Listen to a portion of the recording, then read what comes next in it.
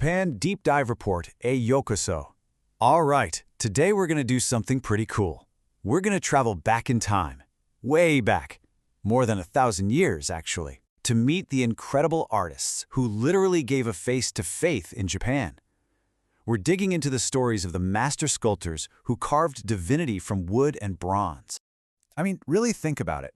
When you see one of these incredible statues, it's easy to just see it as an ancient artifact, right? An object in a museum. But they are so much more than that. They're masterpieces of devotion, made by real people with unbelievable skill and vision. So, who were these artists? And how did their work go on to shape the soul of a nation for centuries? Well, that's what we're here to find out. Let's get into it. So where does this all begin?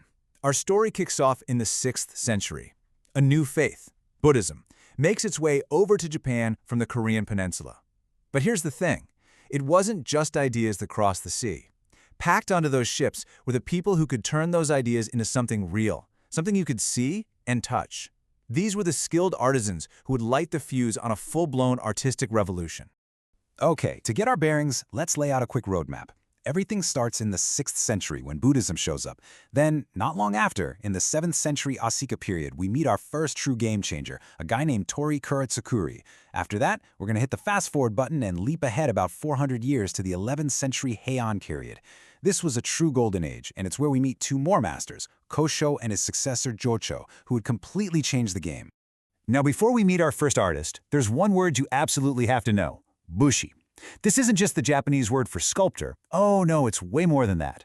A bushi was a master artisan, someone who didn't just carve wood, but who understood the spiritual world deeply. Their job was to make the sacred visible.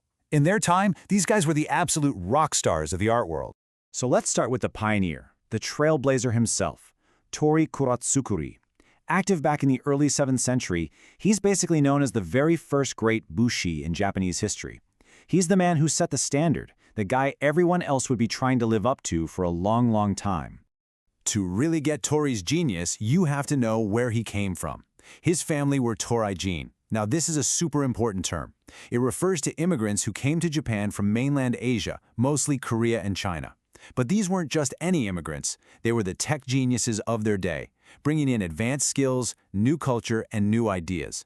In fact, Torii's own grandfather was a key figure in bringing Buddhism to Japan's elite. So you see, Torii wasn't just an artist, he was carrying a powerful legacy of innovation in his veins. So working for the biggest names of his time, we're talking powerful clans and even the legendary Prince Shotoku, Torii developed his own unique aesthetic. It became known as the Torii style. So what does it actually look like? Well, think very formal and perfectly symmetrical. The posture is rigid, upright, and powerful. The bodies are lean, and the faces have these really distinct features. Almond-shaped eyes, and this faint, mysterious smile that art historians call the archaic smile. The whole vibe is one of ancient power and deep spiritual authority. And if you want to see the absolute pinnacle of this style, look no further than the Shaka Triad at Horyuji Temple. And get this, the temple itself is one of the oldest wooden buildings on the entire planet. This masterpiece, made in 623, is a national treasure. It shows the historical Buddha with two attendants, and it is pure Torii style from top to bottom. It's his definitive statement, the work that cemented his legacy as Japan's first master sculptor. And here's a little fact that I just love, because it really makes this legendary figure feel more human. His family name, Kuratsukuri, literally means saddle maker. That's right, a saddle maker. It tells us that before his family became famous for sculpting deities, they were elite artisans making high-tech equipment for cavalry. It's just a fantastic reminder that all this sacred art grew out of a long tradition of real-world, master-level craftsmanship. Okay, let's jump forward in time again, about 400 years. We're now landing in the Heian period, and the world of Japanese art is a different place. And in this new era, a new kind of master steps onto the scene. His name was Kosho, and he wasn't just a great artist, he was a revolutionary who changed the entire business of being a bushi. He's actually known as the father of the bushi profession, and the reason why is what's so fascinating. It wasn't just that his art was good, it was because the man was an incredible entrepreneur. You see, up until Kosho's time, most bushi were basically government employees. They worked in these big, state-run workshops. Kosho completely shattered that system. He went out and established the first ever independent private art studio called a busho. This was huge.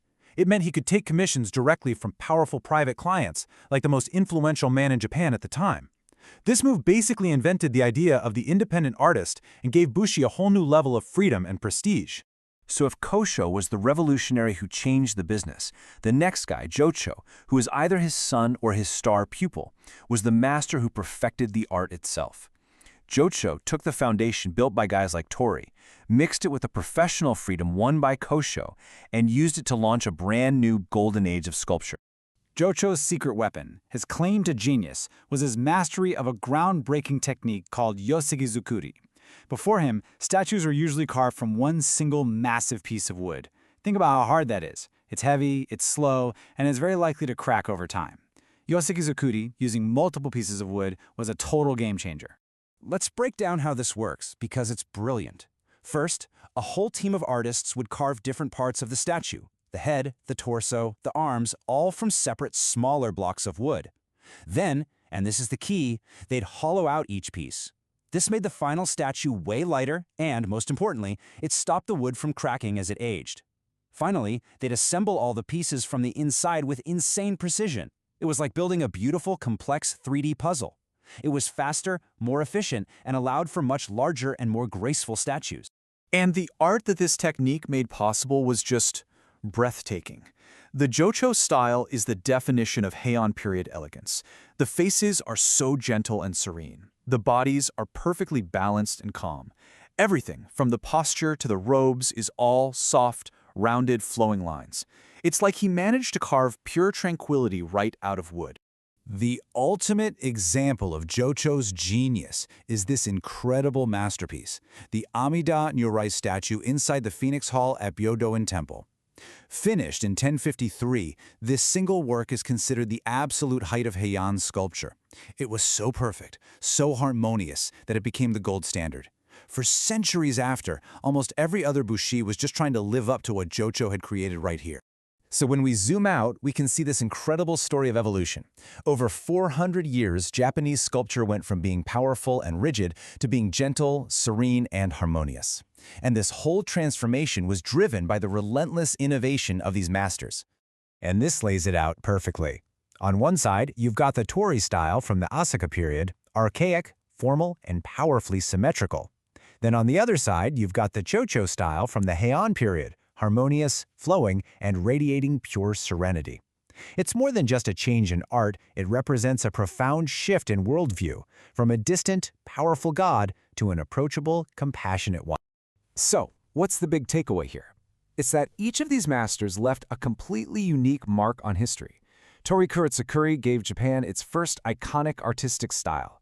Kosho gave artists the professional independence, and Jocho gave the craft a perfect technique that defined a golden age. Each one built on the work of the last, creating a legacy that we can still go and see for ourselves today. Which leaves us with one last big idea to think about. We've seen how faith sparked a new kind of art, and we've seen how new technology like Yosegizukiru unlocked incredible new ways to express that faith.